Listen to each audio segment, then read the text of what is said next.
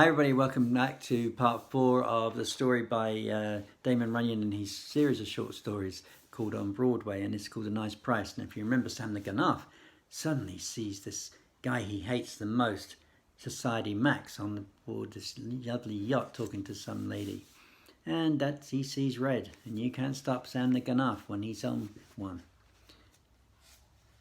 Naturally, I am somewhat surprised to see Society Max at a boat race between the Harvards and the Yales, because I never figure him such a guy as will be interested in matters of this kind, although I remember that Society Max is once a lifeguard at Coney Island, and in fact, it is at Coney Island that Sonia gets her first peek at his shape and is lost forever to Sam the Ganoff.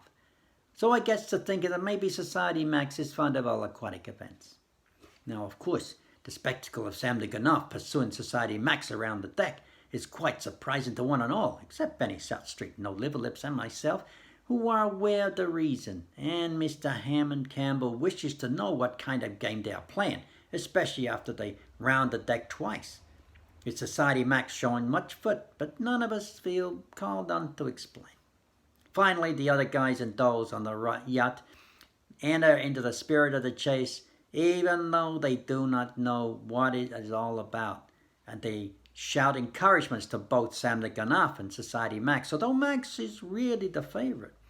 There is no doubt that Society Max is easily best in a sprint, especially as Sam the Ganoff's pants legs are wet from the sinking motorboat, and he is carrying extra weight, but Sam is a wonderful doer over a route, and on the third trip around the deck, anybody can see that he's cutting down Max's lead. Well, every time they pass the gray-haired doll that Society Max is talking to when we come onto the yacht, she asks, "What is the matter, Max?" and "Where are you going, Max?" and other questions that seem trivial at each time, but Max never has the opportunity to answer, as has to save all his breath to keep ahead of Sam the Ganoff. And in fact, Sam the Ganoff stops talking too and just keeps plugging along with a very determined expression on his puss.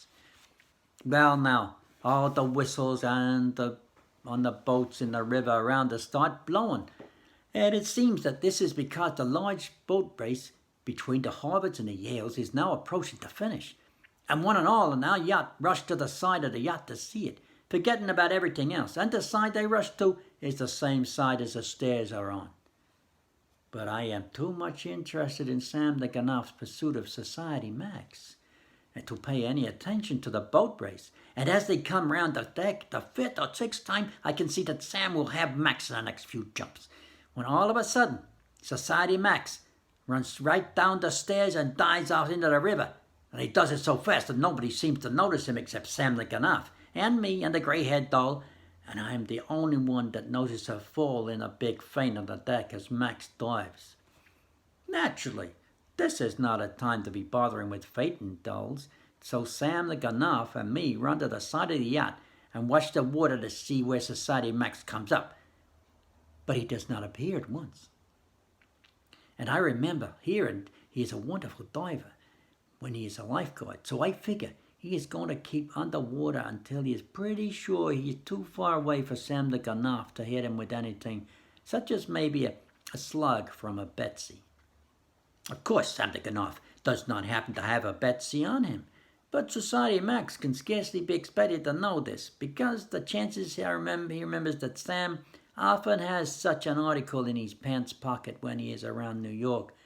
So I suppose Society Max plays it as safe as possible.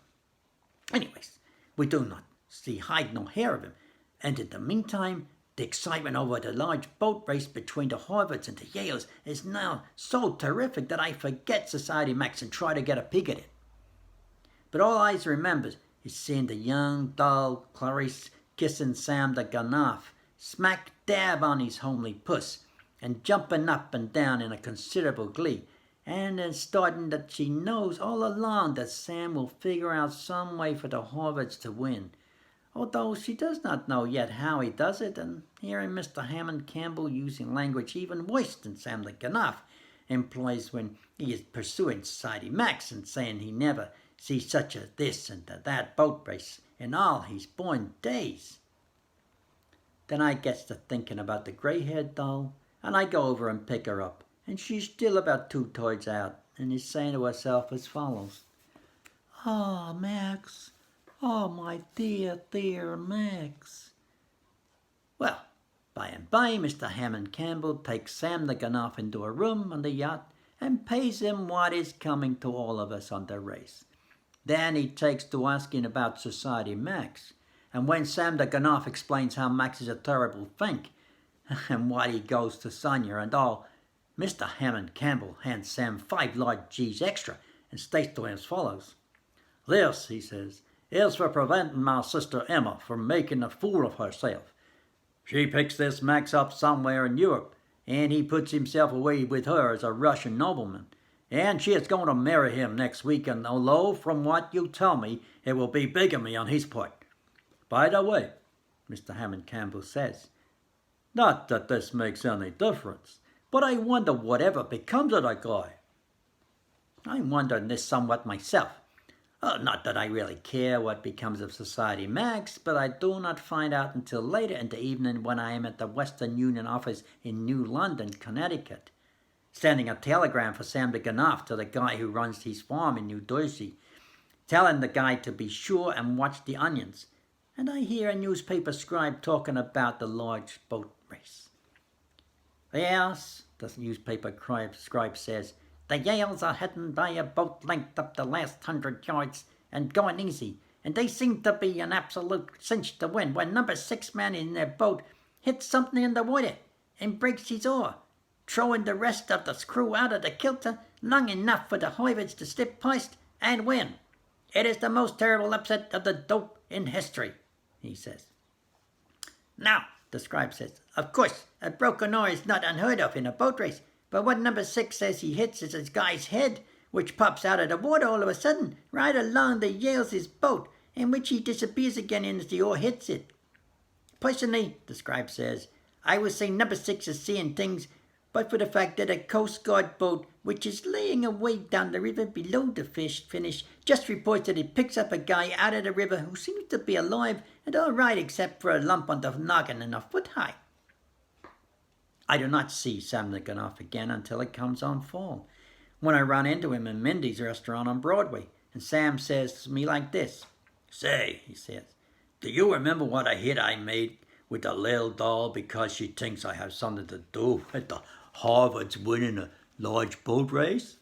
"Well," Sam the Ganoff says, "I just get a note from her asking me if I can do anything about a football game that the Harvards have coming up with the Dartmouths next month."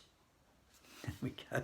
All ends well for everybody in the end. Hope you enjoyed that as much as I have reading it. If you like it, please give us a thumbs up. It always helps. And we'll read you another one soon. Until then, stay safe, be good, and most will be kind, won't you? See you soon. God bless. Bye-bye.